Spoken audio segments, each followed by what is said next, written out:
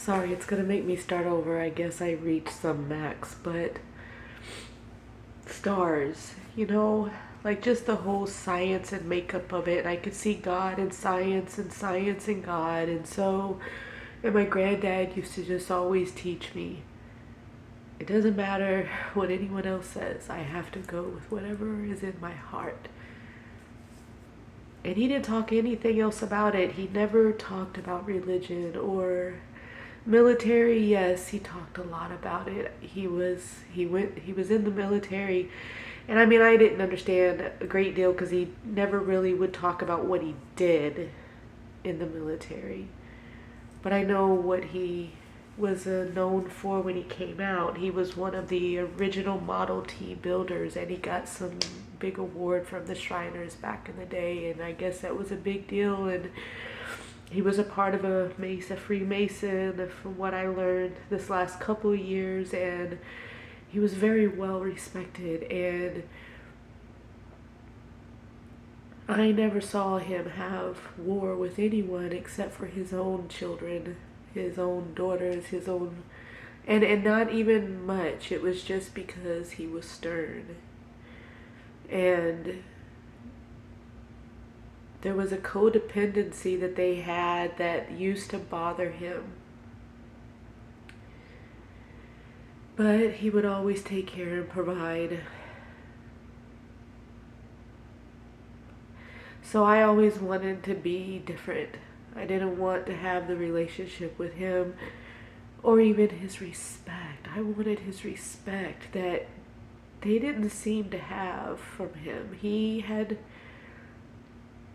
loved them and he tolerated them. But he spent a lot of time gardening and fishing. And he still provided. I just wanted to be like that. He was peaceful, except for when Corey or whoever would bring trouble to his yard, but that trouble didn't last long. He'd pull that rifle and not say a word, and everything would stop.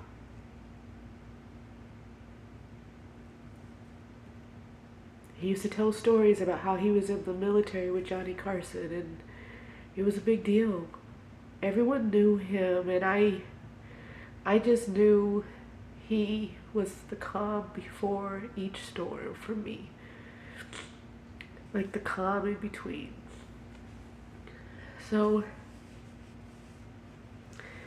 because I used to always try to repeat the cycle of abuse, I would repeat it I would tell it to the teachers, I would tell it to law enforcement, just anyone I was taught as a kid you're supposed to be able to go to and trust.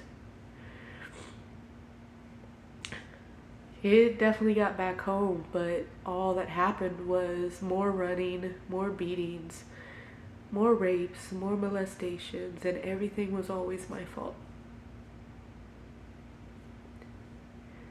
So you grow up and it molds you, and then they turn you into the little girl or the little boy who cries wolf, to a point that you've always told the truth, but they've always been really good at creating word salads or manipulating things. They used to record me without my knowledge. There was people that could manipulate the recordings. I grew up in a very artistic environment. You have producers, you have engineers who know how to manipulate files, how to delete the files, and then how to orchestrate things, how to make it look, how to make it sound, at the end of it, when they did finally, there was one trial when I got pregnant, finally. And that's the only way anyone actually was like. And then at that, I was still the bad guy. I was the promiscuous child that became a teenage parent because I couldn't keep my legs closed.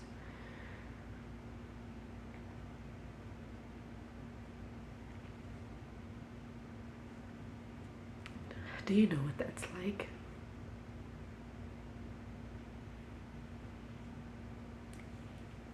If that touches you even a little bit, did you know the truth in that lie that they make you out to be?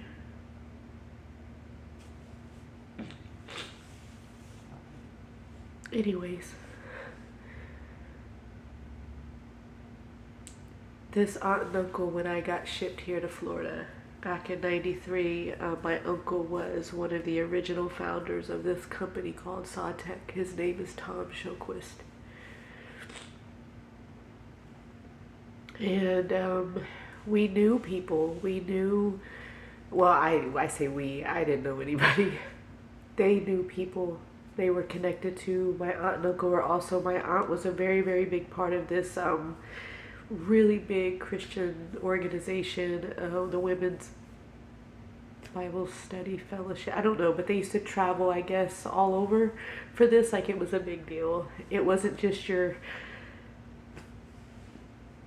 neighborhood community church. It was a big deal, and I didn't understand it. I didn't ever really want to be a part of it because I just could not imagine. I mean, I had to go to a couple of things. Like, she would drag me to it, but I I went to my uncle and asked him to please not make me go, because if you grow up in a really religious sect setting and they use religion and money as a very powerful tool to make things happen in their community, in their day-to-day, in their business ventures, it's like you become afraid of that type of power as a kid, especially when you grew up poor and you knew this was the one that was sending all the big, beautiful Saks Fifth Avenue gowns. It's the store. And I never understood the significance of it until I got to Florida, and then I understood some of the money at that point. And even then, I didn't like what it was attracting to me, like outside of that, because I wasn't attracting anyone who sincerely cared for me or loved me. I realized, I didn't know at the time, but I realized I was only attracting particular people because I was a provider. I was my grandfather's apprentice. And he taught me development in many different ways, not just the land. And the land is what was so important because that was the teaching of the raw development of life. That's why land that properties are on, land that people live on, land that is used for agriculture, it's all a big deal. The land of communities, and whenever giants move into communities, the land that is either taken, conquered, sold, auctioned, whatever, it's all about the land. And I feel like that's important to know, because what happened back then is that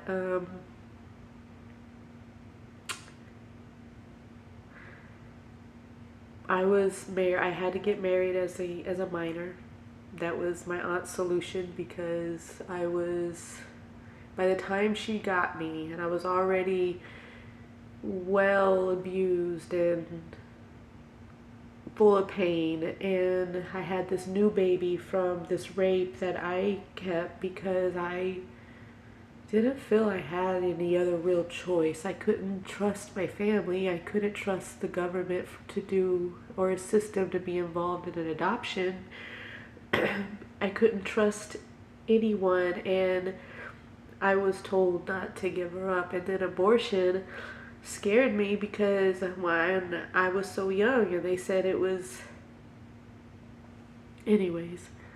But everybody did try to push me to have an abortion on certain family sides because of the fact that it was a black man's child.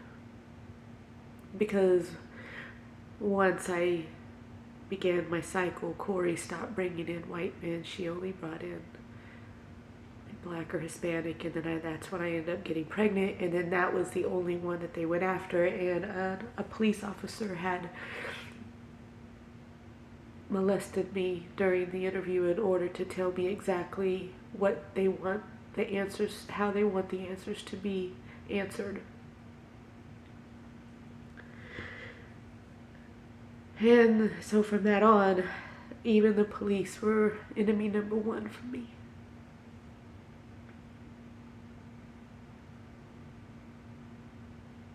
So, because instead of helping me, they also exploited me in order to get the outcome they wanted, and nobody wanted to get the white men before any of them. And I've lived with that scar of their lies my whole life. Because I've been judged, and I've been attacked, and I've been accused of being someone I am not. I believe in integrity. It's not about an image because of money, and you come from something prestige, and you went to an Ivy League. I wanted to go to Bethune-Cookman College, and my aunt was not having it. But my grandma raised me and told me I was black. I used to have to go through the back door.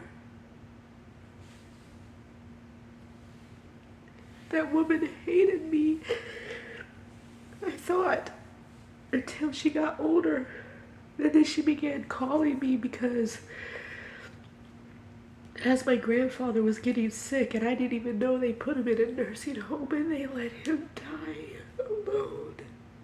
And my foster mom tried to tell me, and I called, and the nursing home said that the family that had the guardian or the rights, they put me on the do not contact, like they weren't allowed to tell me anything. And that was my granddad.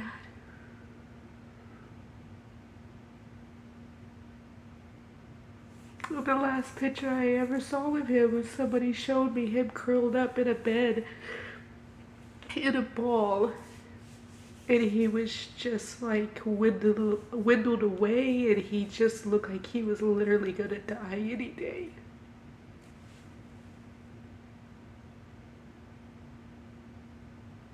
They didn't even tell me when he died. I found out because sometimes I used to Google names because I knew the development of AI. My uncle made sure I got computers like when they were first, like the home models were like really being pushed like early 2000s, and so because I used to take them apart, figure out the machine, I'd put it together, and I began learning how to code and develop. And it was just because my brother was into it, or my uncle was a tech guy.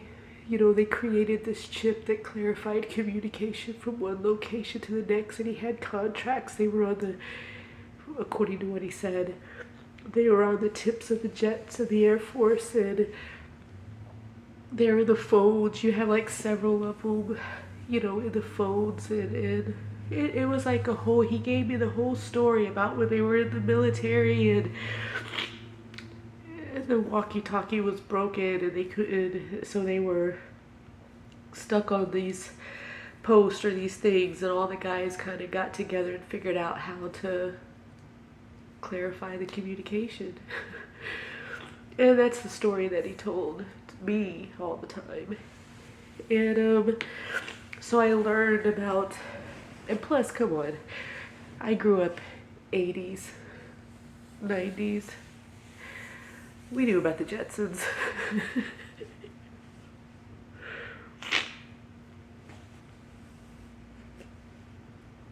Anyways, so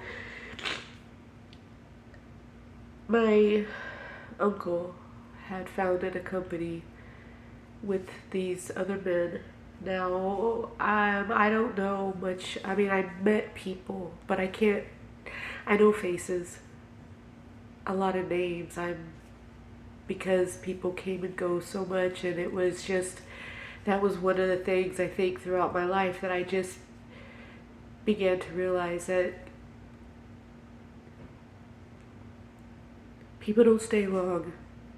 And I struggle to remember names because I used to be really good at it, and then it was just got a point where you'd remember names but then everybody would disappear and act like they never knew you were near. So I just started to do a process of elimination to create brain space. It's like defragmenting a hard drive because you got to clear out clutter because life is getting harder. Your brain is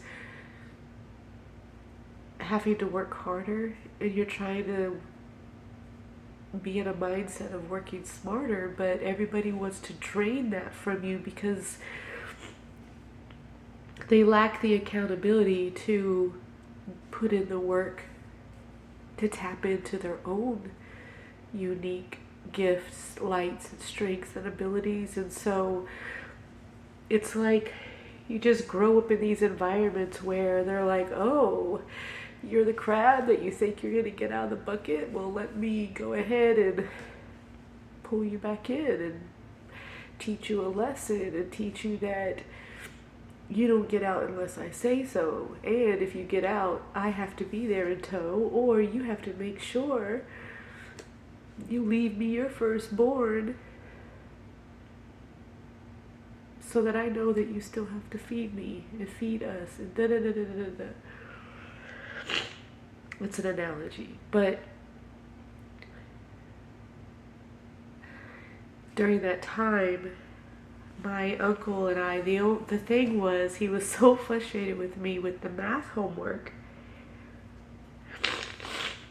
I mean, and the only reason I didn't take him up on the offer to read the Bible for $100 was because, have you ever really tried to sit there and read one of those old King James versions, and it was like all thee, they, them, hum, and I'm just like, yo, and then she's still going to use it as a weapon formed against me, and then I would take one scripture and be like, yo, wait a minute, and I would have to get more information because something didn't seem right in the situation, or it seemed like it was taken out of context. So then I was learning, yeah, you got to go study.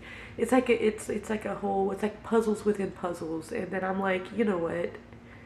And then you find out that it's not even the original dialect, and that it wasn't ever really a Bible, it was a culture. So now we're back to culture. And somebody put it in a book in order to control the release of the information of how does that culture truly work when God is in the flow, versus how can you play God and manipulate the flow to control the masses. At least that's my point of view. The problem is that slavery still exists. Racism, discrimination, hate still exist because of the mindset of that. That's why narcissistic abuse and anyone on that spectrum,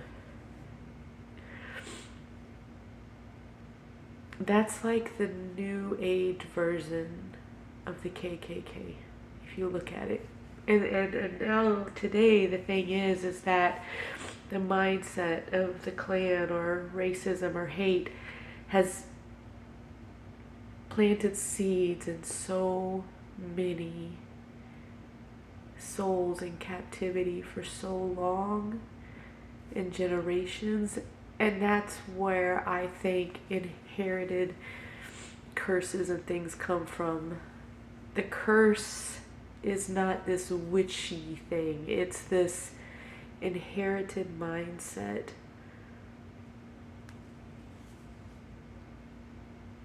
that hardens the heart and prevents God from getting in and the light from getting in and the culture to be broken down and destroyed. That's what's happened at Walmart here that I'm working at. I was going to tell you, and this will happen a lot, so please be patient with me. This is why I have to record this. The guy that I was talking about at the job, his name was Michael, and I told him about the culture. He made a joke about, and I said, this store, I said, something's wrong with 1081. Like, there's something wrong at this store. He laughed and then he said something about, yeah, they could just change the number. So when I say, I think that's the store number, because then that puts like the seed of, oh, because you know how when corporate takeovers and then like, or you have a merger and it's kind of like PNC Bank or like with any of the great, I mean, Walmart has taken over and bought out, anyways, but when they do that, there's like a change in the shift or the name and or the store, or they do like a facelift in order to like do this grand opening, to remove the old that wasn't working because it was clearly something was wrong in order for it to be bailed out. And so, which it could have been a collective of things really that resulted in the collapse of, I mean, it's like the banking industry, and then with the development of AI, and then them having to test those systems, and if they fail, the internet security testing, you're going to find banks that are going to fail, and then you're going to have a Silicon Valley issue, or any bank that you've seen that's ever fallen in history. It's because there is a disconnect, and it's a risk exposure and management issue. So, and that's the truth of it. And then that all boils down to what was happening on the ground floor before it ever, by the time it reaches shareholders, stakeholders, people who are a part of the original foundation and development of whatever that family tree was. And in this case, this conversation is Walmart. So, the store number was 1081. The location is 2900 Southwest 42nd Street in Gainesville, Florida 32608. It's right across the street from where I live, and I want to share with you that when my daughter called me in a panic because I got stuck in Gainesville when I was trying to get out of a very abusive marriage where my children and I were being physically, mentally, financially abused, and I was by the end of it, I was on my now ex-husband's uncle's land that they somehow got all of a sudden, according to what my ex-husband was saying, that it was left to him by some woman that he used to work for, some white woman that he used to take, care of the land for, apparently gave him the land, but for some reason I was there and I was in the shed. I wasn't allowed to be inside the home. I don't know why. And it was here in Gainesville, Florida, and I had to use one bucket as my bath and one bucket as the toilet. Generator, the land was so far out. I mean, I have the address and stuff because there was a shed that was put on it, and the shed was in my name, and then it created this big fight between my ex-husband and his cousin, who his parents were the ones who I guess got this land all of a sudden. And his uncle's name was Uncle Tony Ramos, and my ex-husband was Michael Almestica.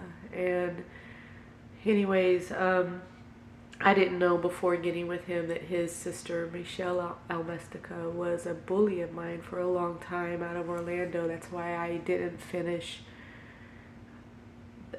surgical tech program at High Tech Institute, because she bullied me to the point that they pulled a gun out on me in the parking lot. And then when 9/11 hit and I used to wrap my hair, my crown, I was told I had to either take my turban down or I had to leave school. I left school because my crown is my covenant with the Most High. It's linked to His Imperial Majesty Emperor Haile Selassie I because of him changing the course of history when he married Empress Mena. On November 2nd, the coronation between them, he refused to be coronated without her. He was restoring the balance of love and harmony within families and communities and cultures. And he did it in a powerful way, and eventually him and his family were exiled. However, what came out of that was a solitude of like-minded individuals who believe in the structure of family, restoring what was taken because of slavery, roots to slavery, the mindset of slavery, the infrastructure of slavery in the schools, the teachings, everything. These, when I was being passed around growing up, these were the teachings that I was exposed to because I was put into a wide variety of a culture, of mix of homes. And none of them were official foster homes. They were just all people that knew people that, I don't know. I just somehow ended up there until I ended up here in Florida in '93. So let me restart this because I see that there's a file size. I got a cheap Android. Don't judge me.